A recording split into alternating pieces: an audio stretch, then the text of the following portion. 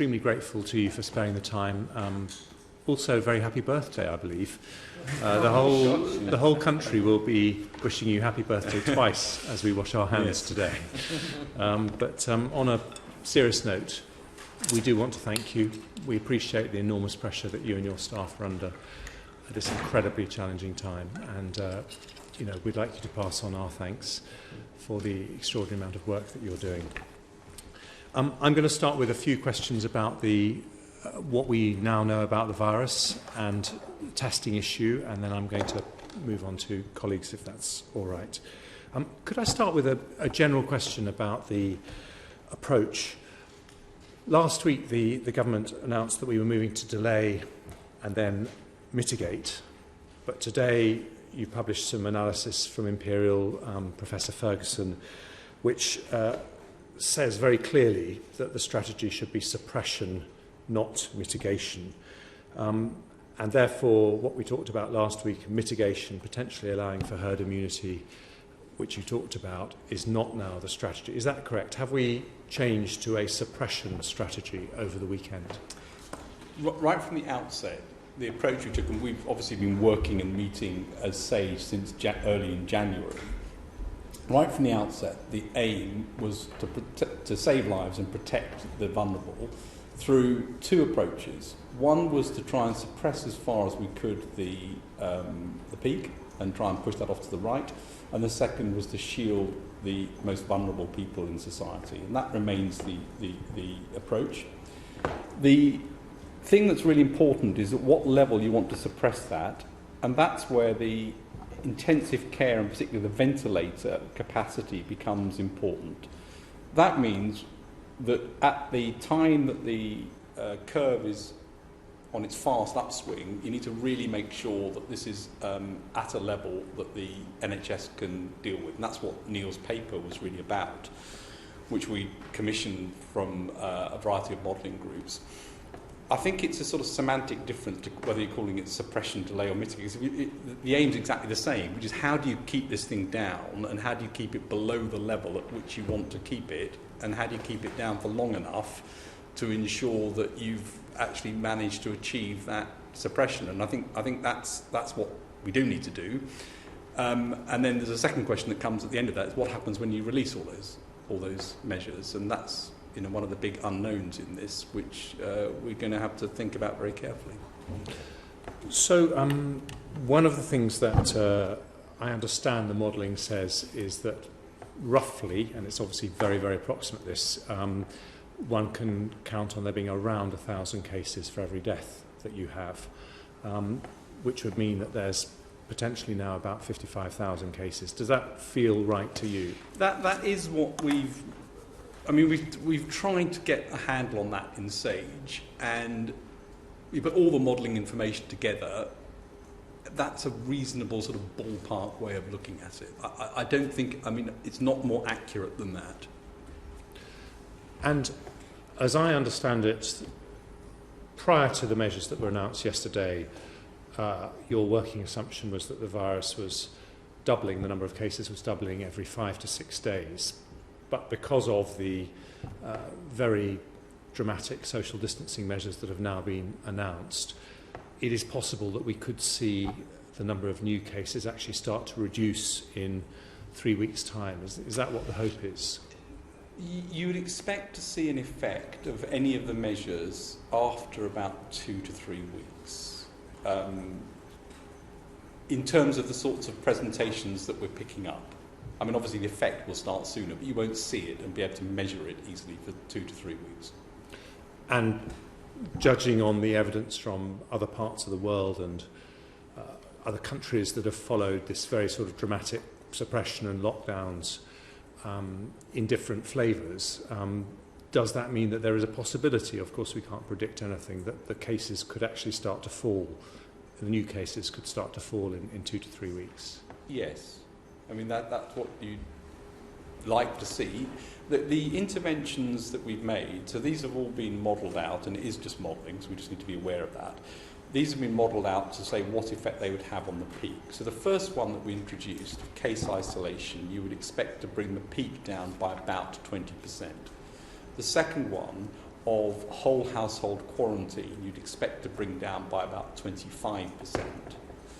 The social shielding of the elderly has less of an effect on the peak, but a much bigger effect on the mortality, where you might expect it to be between 20 or 30%.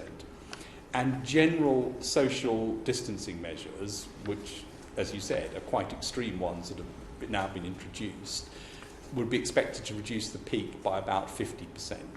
Now, they're not necessarily all completely additive, but it tells you that together you should expect those to have a very significant effect on peak, and we should start to see the rates come down in 2 or 3 weeks' time. And the ambition in any outbreak is to try to get the R0 value down below 1, and that's the value at which anyone, on average, what one person would do in terms of infecting others. And at the moment, that R0 value is somewhere between 2 to 3, and the aim is to get that below 1, at which time things start to then decrease. And just to be clear, that's not 2 to 3 weeks. That would take a bit longer than 2 to 3 weeks? That will take longer, yes. What would be a sort of hope there? Difficult to get a very accurate handle on that, and that's where monitoring becomes incredibly important. So I think as we enter this next phase, and having made these very significant interventions, it's going to be really, really important that we can get the good data to monitor the effects. That's important for 2 reasons. One is we might need to do more. And I've been very clear from the beginning, there's a whole range of things that we need to look at. All of them are on the table, that we might need to do more. And of course, we might also, at some point, need to back off. We will need to back off at some point. We need to be able to monitor, well, what's the consequence of backing off? But just appreciate this is the upside and there are no certainties in this. But if yesterday's announcement bears the fruit that you're hoping, the total number of deaths, rather than being in the hundreds of thousands, could potentially get below 20,000, which is still a huge number of deaths, but is nonetheless a much better picture than many might have feared.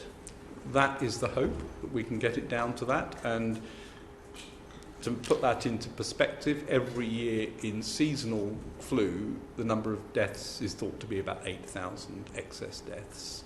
So if we can get this down to numbers 20,000 and below, that's a good outcome in terms of where we would hope to get to with this outbreak. But I mean, it's still horrible.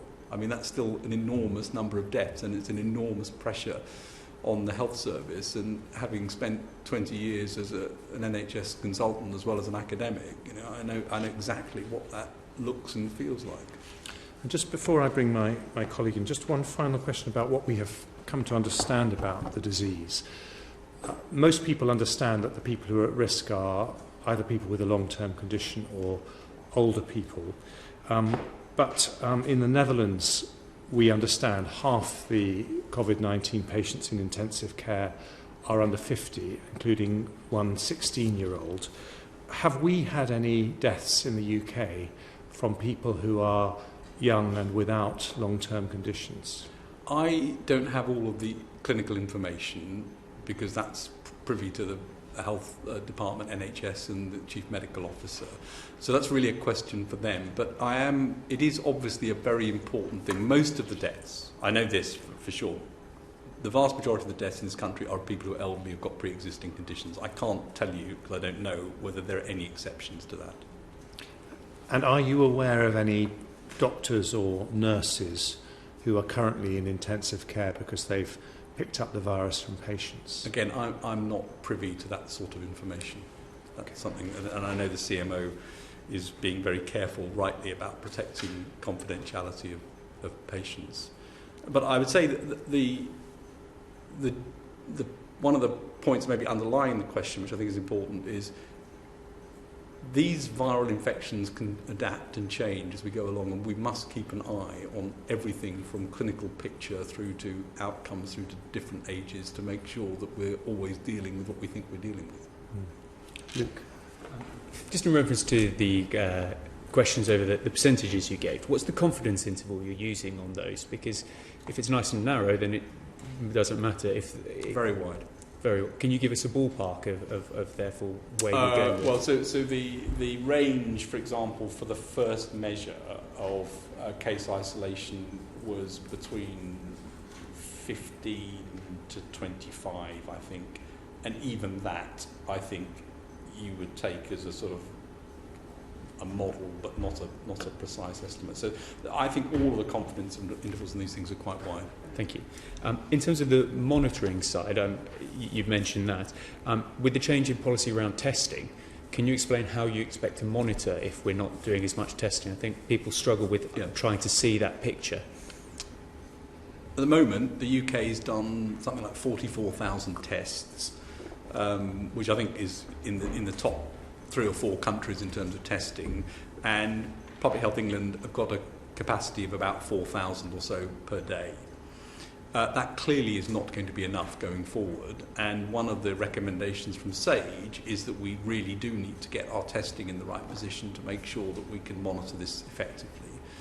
At the moment, the priority for testing is patients in hospital in intensive care units, those with respiratory illnesses in hospital and pneumonias in particular, isolated cluster outbreaks to make sure that we can understand what's happening there, and the GP surveillance systems try to get a handle on what's going on in the community. As the capacity ramps up, and there's a very big effort going on to try and ramp that up, that will be extended to other groups, and ideally you get that very wide. The second form of testing that I think is going to be incredibly important is serology testing. So looking for antibodies of people who've had this infection. And the reason that that's so important is all we can do at the moment is detect somebody who's got active virus that they're shedding. And there's some evidence that if you're asymptomatic and you're infected, the test isn't at all sensitive. So we're not even really, nobody's really able to pick up the asymptomatic people very easily. So with an antibody test, we'd have a much, much better handle on the proportion of people who are asymptomatic, the true number who've had it in the community already, and I think we'll get a better handle on what happened in other countries, in China and Italy. It would change a lot if we could understand that. Okay, you go. I was just going to say, thank you for that. One of the groups you missed on that, and my colleagues in primary care and indeed the hospital, are most concerned is they're having to isolate without any symptoms, and suddenly 3, 4, 5, 6 members of staff drop out of a surgery. Their argument is, why aren't we being tested? I want to get back out there and help. It would help a lot. What do you say to them in answer to that question? Part sounds like capacity, but is there any other reason around that, and what can we do to rectify that? I think the next group of people that I know, PHE, and to check with the CMO to make sure that this is exactly where they want to go, is to try and get to sort of key workers to make sure that they're tested, and obviously healthcare workers would be absolutely there. So I think as the capacity ramps up, that's where you'd go next to make sure you can do that, and I think that is the plan. And with around that, it'd be useful to know most people will recover. Let's not forget that this is flu for most people. Could you talk us through how quickly they recover, when they could return to work, and then also that cohort, and if you've got any ideas? It seems like you have a response phase, you start to improve, your antibodies fire off, and you get this cytokine release that causes an ARDS, so your respiratory problems, and that's when people crash. Is there any indication of how you're spotting? Do those people have a sign? Is there a test for them? So there's 2 parts to that question. So you're right, and very early on, I spoke to colleagues that I've known and worked with in Singapore right early in their outbreak, and it was clear from them that there was this 2 phases of illness. The vast majority of people, as you say, get a viral illness which gets better, so that by 7 days they're feeling better, often by 5 days they're feeling better. Some of them go on to get this second phase, which is the immune reaction. And that immune reaction seems to kick in at around 5 days. It's characterised by shortness of breath, failure to get better from the first round, and then a deterioration. It's important that this isn't, at that stage, due to active viral replication, so much as the body's response to it. And so, the idea that antivirals are going to work then is probably wrong. They might work very early on. What are the features that make people more likely to be in that phase? Some evidence that it's initial dose of exposure, which is why healthcare workers potentially stood a risk at the beginning if they were being exposed to very large doses, and pre-existing diseases and age, which presumably is a surrogate for pre-existing diseases as well. So that's sort of at high level what we know about this at the moment, and it does have quite big implications for how we think about treatments. And could you just explain for the public then, for the people who are getting better, how do they develop an immunity, and when can they return back to work? So if they do their 5 days, they're feeling better, are they able to go back out into the workforce and they're protected so that they can carry on working?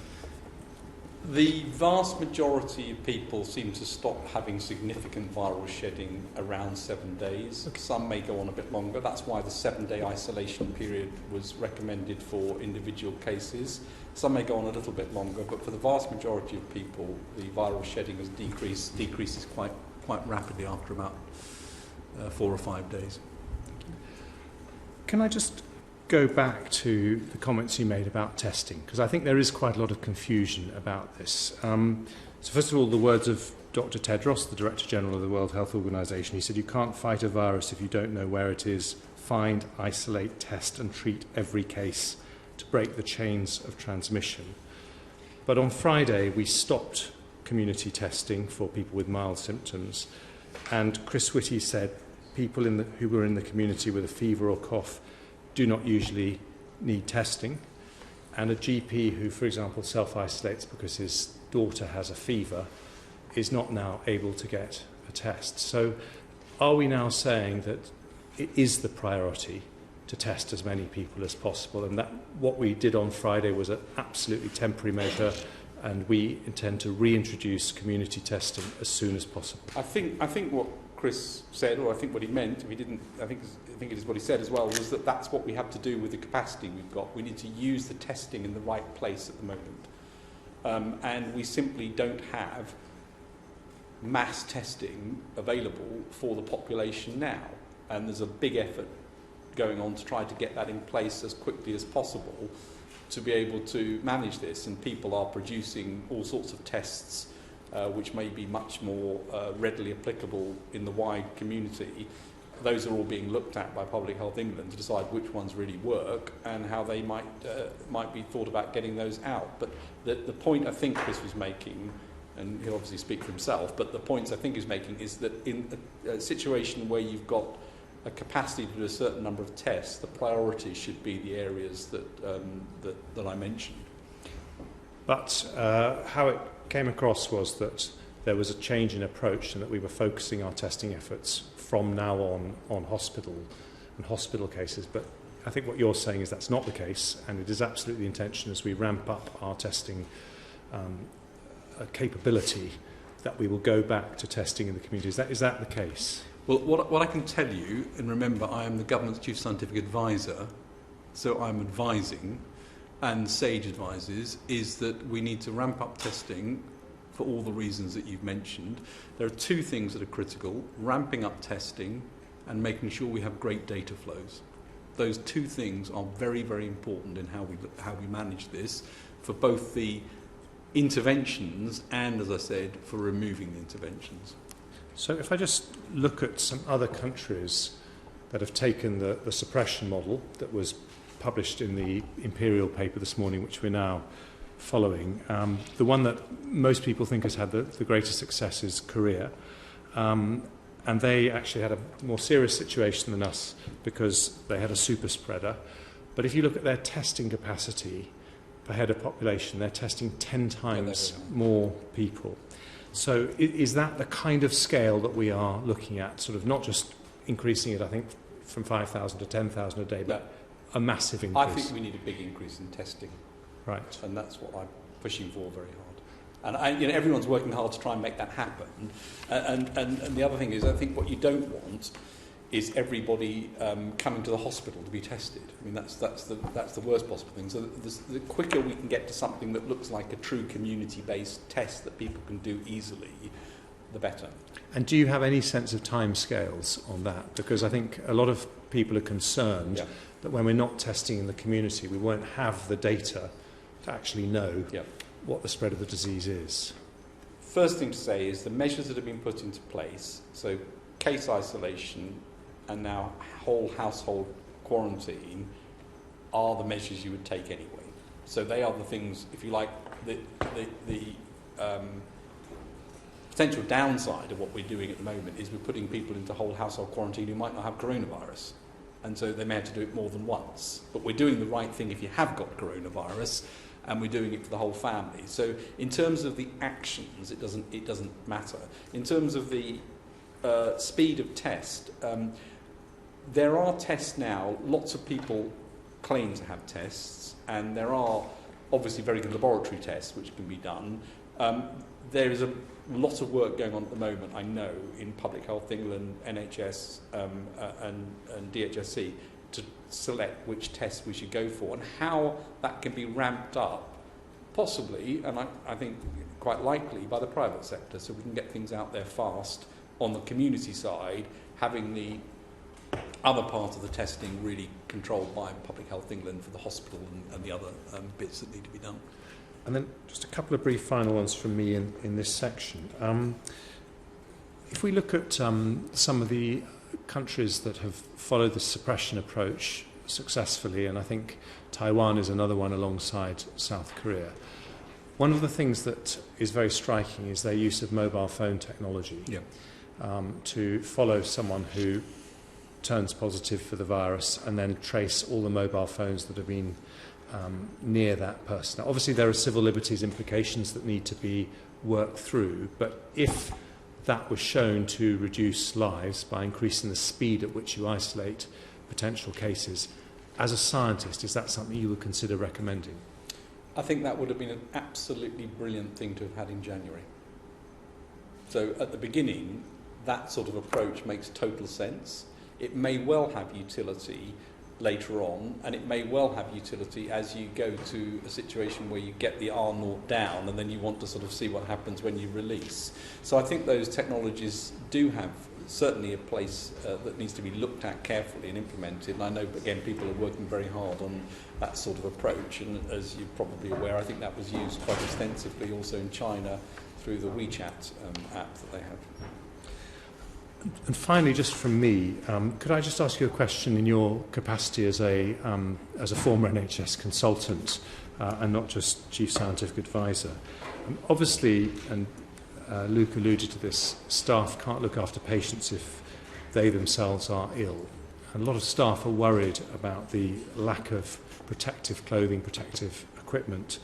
And I just wanted to read you, here's a comment from one doctor who is currently treating coronavirus patients in a major UK hospital, and he says, 1 week ago I was wearing full personal protective equipment.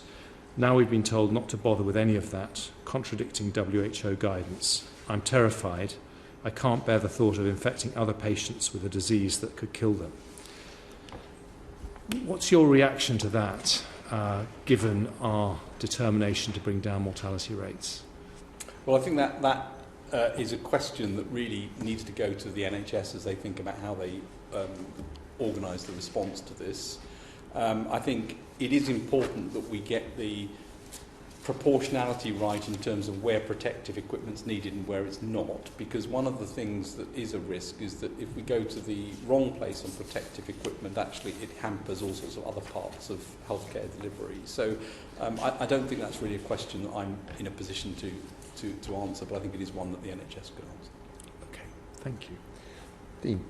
Thank you. Thank you, Sir Patrick, for being here today. I have two broad areas of question. One is around data and one is around schools. On the data side of things, I've had a lot of scientists, a former scientist myself, asking me why we aren't releasing open data on everything we possibly can, given the number of brilliant brains, not just in academia, but also in business, who are, for use a phrase someone shared with me the other day, chomping at the bit to try and help and look at the modelling. I was just interested to get your view on why that hasn't happened and what will be happening on that front. I think there may be two bits to that question. In terms of the data, I think the data is being released by PHE and NHS, and those are the data which everybody are using, and they're data collected from around the world. And then there's a second question about the modelling. Yes. The modelling, clearly it's been rather fast moving. We've had all sorts of different modelling things that have gone along, and then Neil Ferguson released his paper yesterday, and we're releasing the modelling that's been done and the various other parts of the science input to SAGE this week to try and get that out in the public domain. But the data, I think in terms of the multiple brains on it, it's the data access which is important, and that data access needs to work well, it needs to be open, it needs to allow people to sort of crunch the numbers and come up with the answers that they come up with. The models and the codes will be made public by SAGE and by the academic groups that are doing it. I mean, it's not a government organisation that's doing it, it's the academic groups that are doing the modelling, and that will be released. And in terms of that, is there just one of the other questions I've had, and this might be a naive question, but is the modelling that we're using in the UK the same modelling that's being used throughout the world, given it's a global pandemic? Is everyone using the same approach? And if so, why in some cases do we seem to be making slightly different decisions from other countries? I think modellers are using, I mean, as always, they use different models depending on what they think are the most important variables to put in and how they treat those. I do know that the modellers that we use are being used by others as well, and in quite a lot of demand, so that other countries have either used the modelling that's been done here or asked the modellers to be involved in things. So I don't think there's any great difference in terms of how modellers have approached this, but some countries have got fewer modellers and some have got more, and the UK happens to be a country which has got extremely strong science right the way across the board, including in modelling. And regarding that modelling side of things, we've seen during elections in so many different areas that data's used across both for predicting disease and so on, but also can be used to identify vulnerable areas, vulnerable people, perhaps older people in certain areas. Is there a plan to start to look at this in a slightly different way, where we can predict where potential vulnerable people might be, so that we can ensure that volunteer networks and support is given to them ahead of time? I think that I know that, for example, GHSC are using the data they've got to try and understand where the most vulnerable people are, in order to make sure they get the specific advice they need. And so I think that will happen, I guess, within the department and within the NHS. I think the other question for modelling going forward is to what extent it can help understand where capacity is being reached, and where therefore there are more stringent interventions that might need to take place in one area or another in order to manage this. And I think this is going to have to be an actively managed process to keep on top of it, which means I come back to my 2 points, that testing and data flows are going to be critical to get this right. And thank you. And on the schools side of things, because this seems to be the biggest topic in many MPs' casework and inboxes, could you give I understand that closing schools might mean that children then have to be looked after by grandparents and so on. But what I'm hearing is that this is already happening, but on a lower level already. For example, I was told a story just this week where one school is testing the temperature of children as they walk in the door. If their temperature is too high, the parent then has to literally find somewhere for them to be looked after. In many cases, that is grandparents. So could you just give a really clear view on why schools aren't closing now, why we're doing it differently from other countries, which seem to be quite commonly closing schools, and if schools are to be closed, what the plans are around that? When we looked at all of the interventions, we looked at the ones that had the biggest impact first, albeit with the variability that we talked about, and those that have less effect. And school closing was definitely a bit lower down the list than some of the ones that we've announced. It doesn't mean it doesn't do anything. It would have an effect. But it has all sorts of complicated effects as well, including the one that you mentioned of potentially leading to children being with grandparents and so on, and of course also causing an enormous problem not just for the workforce generally, but for the workforce in the NHS as well. So it's a complicated one, and all I can do is give the sort of science advice on that in terms of the effect. I think as you look across the world, for example, Singapore hasn't closed schools. It's introduced some different measures in schools. Taiwan, I think, didn't close schools in managing this. So there's been a variability across the world in terms of school closures and whether that's been part of the approach or not. It's absolutely on the table, as the whole suite of measures are. The evidence base is there to suggest where it might work and where it doesn't work, and decisions will, I'm sure, be made at the time that they need to be made around school closures, which is one of the things, one of the levers to pull to try to get on top of this at the right time. But I say it's not without quite complex consequences. Yeah. And just on that, two more brief questions, if that's okay. One is around school children. I have a daughter myself. A lot of kids are talking around this. They're not, they're not ignorant of the situation. And one of the concerns also is around mental health. Around children, how they're being taught about this in schools. They're worried that they're going to give their grandparents something that could potentially harm them. Is there any discussion around mental health around this? Of course, physical health is absolutely key, but mental health and the concern of the repercussions of this over the coming months and years could be quite high. I think that's one of the big worries. I mean, we need to remember that the health service is going to be under pressure during this process, and there will be the direct illnesses and tragic outcomes relating to the virus.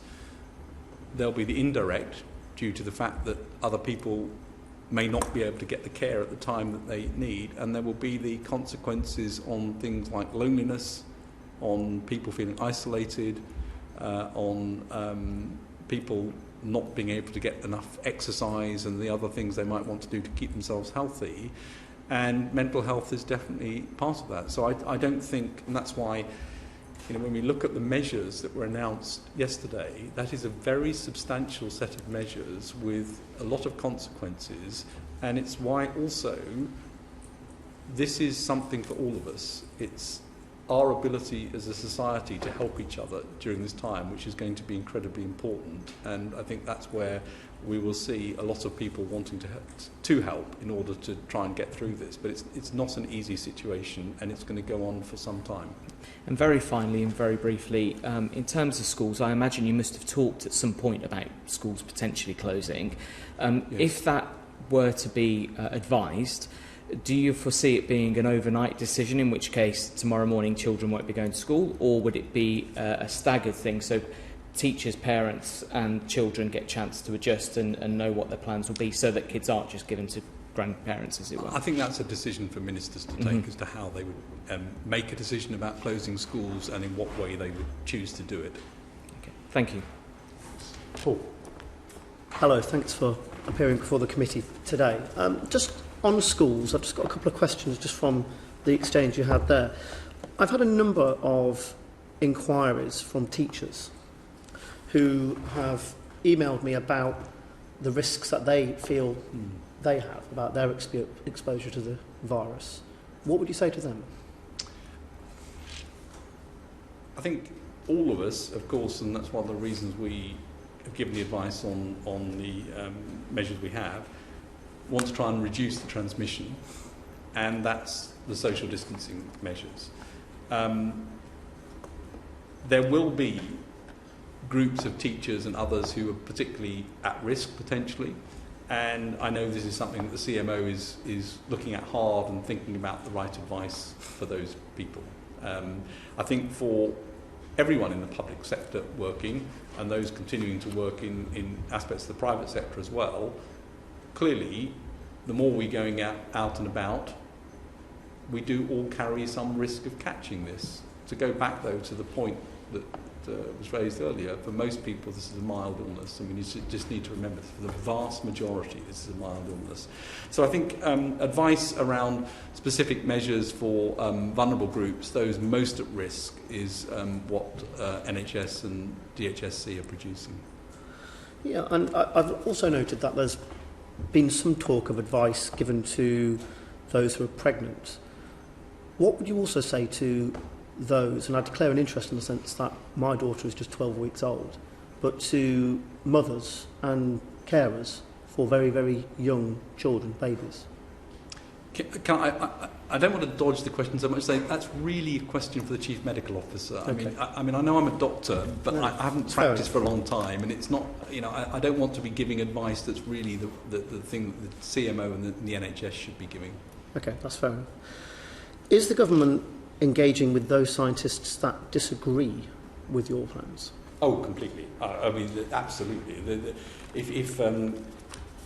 If you think SAGE and the way SAGE works is a cosy consensus of agreeing scientists, you would be very mistaken.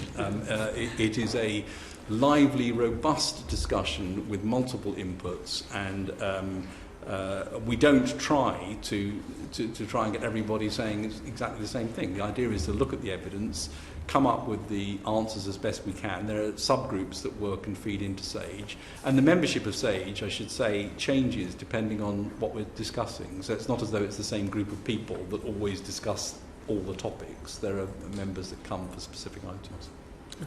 And you made it clear that your role was to advise. How much do you believe that the current strategy that's being driven by scientific evidence, and how much by behavioural science, and how much perhaps by economic interest? Oh, I think the advice that we've given from SAGE, which is based on modelling, virology, clinical, behavioural science, actually even other areas of science as well, that goes to the government, has been really carefully listened to, and has not been in any way, from our perspective, overlain with economic considerations as a reason to change the advice. Okay. So it's very straight advice. We're interested in two things. We're interested in saving lives and protecting the most vulnerable. And that's been the driving force that will continue in all of our outputs. And just finally, other than what we've seen in terms of the regular conferences, I think daily conferences we're going to see from now on, what strategies are there in place to ensure effective information is given to the public and other organisations on the essentials of the plan? Yeah, again, that's not really a science question in the sense that I can't, I'm not in charge of the communications of it, but no, sure. I do think it's critically important. I mean, it's very obvious that this is complicated, it's frightening. People don't know what to do sometimes, and therefore the clarity and the ability to keep repeating the same thing in a way that people can understand, I think, is crucially important. And all of the behavioural science would suggest that we've got to get the transparency right, we've got to get the communication right, we've got to trust that actually people want to know things, they want to know about this, and they want to be able to be empowered to make their own decisions on this. And I think those are some of the key things in terms of how we communicate this. Okay. Thank you. Laura. Thank you. There were some very serious measures which were imposed yesterday. You mentioned earlier that what happens when you release them is the big unknown. And you also said that we've got to look at what is the consequence of backing off when we think about taking them off. Can you just talk us through what the process is for these measures being lifted and when you think that might happen? Well, we're just at the start of implementing them, so I think we're nowhere near talking about releasing them. They're about making sure we do them properly. And as I said yesterday, and I've said again here, there may be other things that needed to be added, and we've talked about one of them here. There may be others. When we get to the stage where we've got the outbreak down to a level where we know we can keep it below the NHS capacity, which is the aim, and when we're happy that that can really be maintained properly, that's the time to start talking about how you might release it. And there are various ways that you could think about that in terms of backing off a bit, seeing what happens, putting things back. And that, I think, is the sort of approach that might be necessary in due course, but we're not there. Do you have a figure in terms of that NHS capacity that you're working to? Well, the NHS capacity will come from the NHS, so they will provide the figures as to what their capacity is, and then the models can obviously, and the data streams can flow into that to say, well, where are we against that capacity? Fine, so there's not a number now that you have that you know will be the case, that is the capacity that when you think you can manage that number, you will lift the restrictions? Well, so there are two bits to this. That there's the infection itself and how common that is and how much that's going to increase or decrease. Yep. And then there's the capacity of the NHS, which they're working on incredibly hard to try and increase. And so that number's moving, both numbers are moving, and obviously both of those numbers are the ones you need to keep an eye on as you think about when you might be at a stage when you can think about backing off. There are some people that are suggesting that these measures may last 18 months. Is that something that you think might be credible or not? 18? 18 months, yes. I don't know how long these measures are going to be needed for. I think the modelling so far suggests that it's certainly not a couple of weeks. And one of the things that I think, if you look at some of the approaches that have been taken, the assumption that you might just close things for 2 weeks and start up again is not correct. It's going to be months. I don't know how many months. It's going to have to be data driven. In other words, as you see things changing, you might need to do more, you might need to do less, and by the way, that might happen quickly, just as it did over the course of the last week. Yeah. That isn't because there's a sudden change of strategy, it's that you're responding to the information you've got in order to change, and that's what we need to be prepared to do.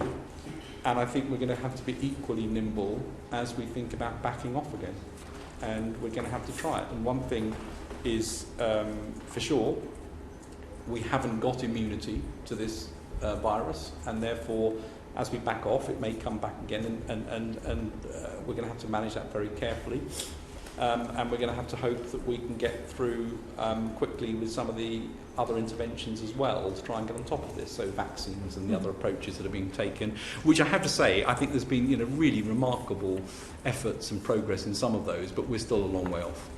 And in your conversations internationally about countries that are further ahead than us, do you have an idea of what their plans or what their approach is going to be to actually lifting the measures? For example, potentially China. Yeah, not really is the answer. I think everyone's asking the same question, and you look at some of the scientific papers coming out from China and elsewhere, people are looking at what could happen, but we don't know yet. And I think all of the evidence from previous epidemics, and this type of infection would suggest that you can't avoid this bubbling back up again when you lift off. So that's what we're going to have to be aware of, and that's what we're going to have to try and manage. And when you say bubbling back up again, do you mean a spike, or this being something like we would understand as seasonal flu? Well, seasonal flu is, in a sense, a spike every year, and that may be what this ultimately becomes, something like that, and that may be what we need to plan for. So I mean, there are two ways that you can think about it. So I think if you withdrew all of the measures immediately, you'd probably have a lag phase and then a peak. Mm-hmm. If you withdrew some of them, you could begin to sort of see, is it just sort of creeping up and you're beginning to see an effect, and you might then reimpose them. So I think that's why I refer to sort of an agility in managing this is going to be quite important, I think. Thank you. I've just got a couple of questions from our colleague James Murray, who's not able to be here. But I wonder if I could just follow up on one of Laura's questions there, because I think the thing that's puzzling people who look at other countries, China officially announced they think they're past the peak. South Korean foreign minister was on TV at the weekend saying that she thinks that South Korea has passed the peak, and they seem to think they passed the peak with less than 1% of the population being infected. And they're very realistic. There could be second waves, third waves, but they don't seem to be expecting it as much as you do. And I was just very struck by the phrase you said just then. You said if you look at all the evidence, you can't avoid concluding that it's likely to come back. And I just wondered if you could explain to non-scientists, because I think the Chinese view, the Korean view, seems to be that it could be something like SARS, for example, which just burns itself out when the reproduction rate gets below 1. Why is it that you're unfortunately so certain that it will come back? So I don't want to be up merchant of doom on this, but I think the transmissibility of this virus is very, very unlike SARS. I mean, SARS was not transmissible in the same way as this, and it had a very high mortality rate. This has got actually a rather lower mortality rate, It's got a very high degree of mild infection, and just today there was a paper that I was reading from China suggesting that something like 86% of the infections in Wuhan were not ever detected before at the time. So there's a very high degree of transmissibility. All of those characteristics, from the evidence from everyone we've heard from, suggests that when you lift, you're going to get something coming up again. Now, I can't tell you how big that's going to be, and we may be lucky and maybe it doesn't, but everything suggests that that is what you would think in an outbreak like this, with a virus like this, with the sorts of properties, would be what you would expect to see. Thanks. And then I'll come to you in a sec, but I just got a couple of questions from... And by the way, I hope they're right and it doesn't. I mean, that would be a perfect outcome, and like all scientists, I'm very happy if I'm wrong on that and it doesn't come back. So these are from James Murray. His first question is, more than other countries, the approach in this country continues to segment the population with different levels of isolation. Could you explain very specifically why you've chosen this route rather than more blanket approaches with reference to scientific evidence, behavioural science, economic interest and so on? Well, we've said everything's the same for case isolation, everything's the same for household quarantine, asking people to stay together in the whole household. We've given the same group of social distancing measures for everybody and said everybody should take those seriously. They are particularly important to be very stringent about them if you're over the age of 70, you have another illness. And then we've taken one group of much more vulnerable people with serious illnesses that can predispose you to viral infections and to other things where there will be specific advice. And I'd be surprised if people like that weren't getting specific advice in other countries if you're particularly susceptible. So I think we've gone for pretty similar, actually, advice across most of the population. Okay. And just to be clear, because there was a bit of debate about this yesterday, for over 70s who don't get contacted by the NHS as being someone with a long-term condition that makes them especially vulnerable, could you just explain what sort of changes in their lifestyle you're hoping for? I think perhaps the easiest way to do this is to say, what are the kind of things they might do now that you're asking them not to do going forward? These are the healthy over 70s. Avoid crowded spaces, avoid gatherings. Don't go to the club that you normally go to where everyone's sitting around together. Reduce travel. Try to avoid unnecessary travel. Don't go out to do your usual things in terms of going to the shops and things unless you absolutely have to. So if somebody can deliver it for you, so much the better. And so there are several things they shouldn't do that they're doing now. What Chris Whitty has said, and I think it is an important point, is you could go for a walk around the garden, or you could go for a walk avoiding close contact with people, so that we're not asking everybody to be completely separated. But there is quite a big change that's being asked for, and the specific guidance is on the DHSC website. But just very specifically, what about going to Sunday lunch with their family and their grandchildren? Yes or no? Do it. Shouldn't? No. Okay. Yes, I've just got one more from James Murray, and then I'll come to... Oh, sorry, on that point. Yes, please do. Just on that, exercise is going to be key. So are you saying, when you mentioned about walking in parks and so on, is that the sort of thing where if someone wants to go and play golf, or, you know, the sporting exercise that they can do en masse, but where they're not close together, they could still do?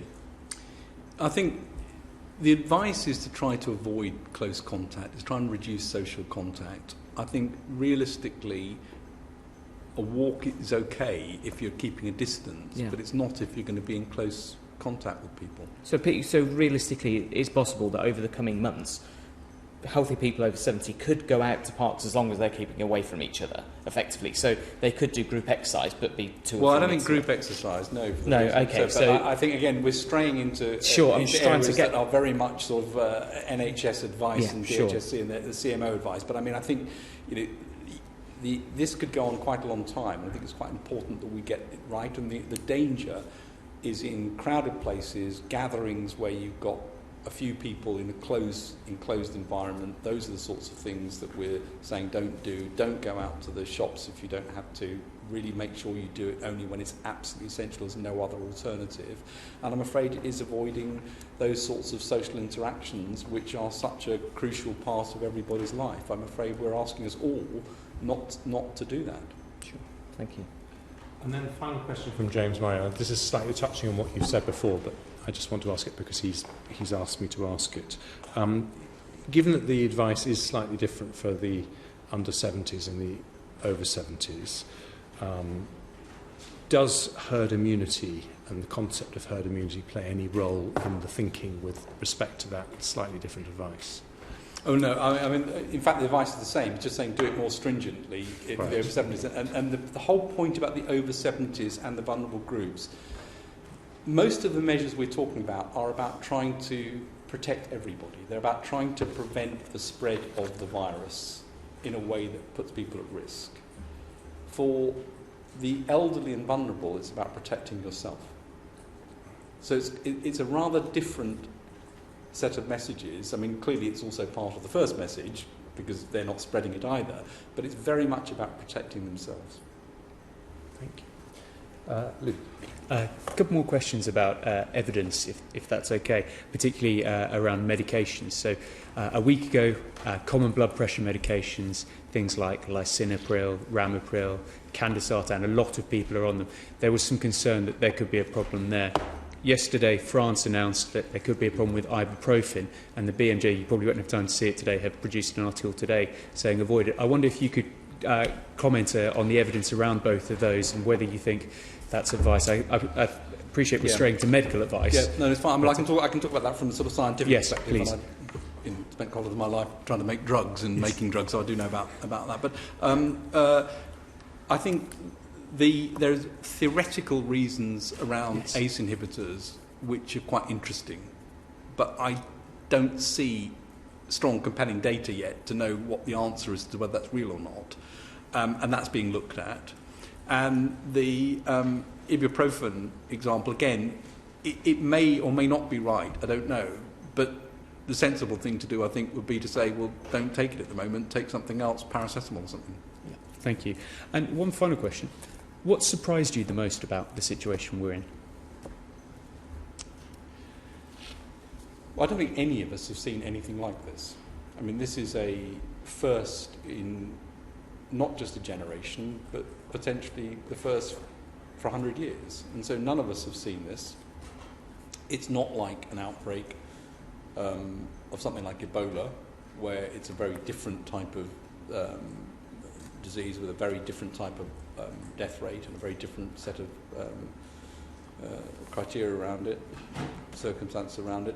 This is a daily changing, unique situation where we're learning as we go along. We're going to have to invest heavily in science. We're going to have to research hard to find out why some people are getting ill, the real illness, why some people have a particular cytokine storm, why people get better quickly in some cases, what the vaccines are, what the tests are, what the treatments are. I mean, this is a really big, intensive research effort. And so what surprises me most, it's that, you know, as always in medicine, you find out there's a lot you don't know. Thank you.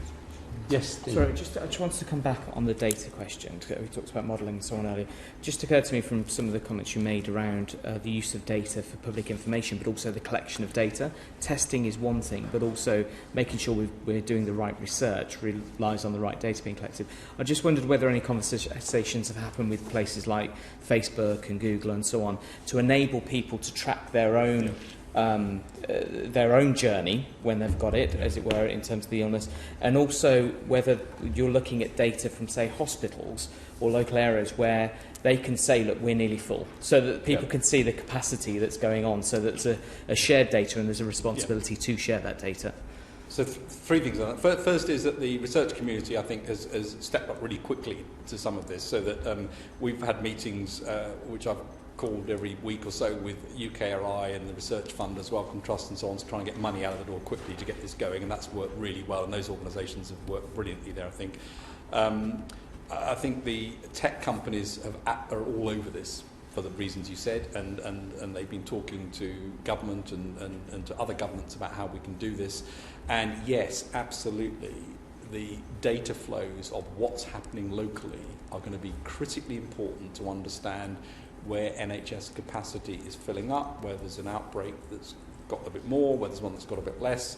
And I said yesterday, you know, London's ahead of the rest of the country in terms of where it is on this outbreak at the moment. Mm-hmm. Others will catch up, and we'll see it in different times at different places. We need to be able to get the right data flows from the NHS, who are working incredibly hard on this, and Public Health England, who've done an amazing job on their activity so far, to make sure we get that right to be able to monitor this properly.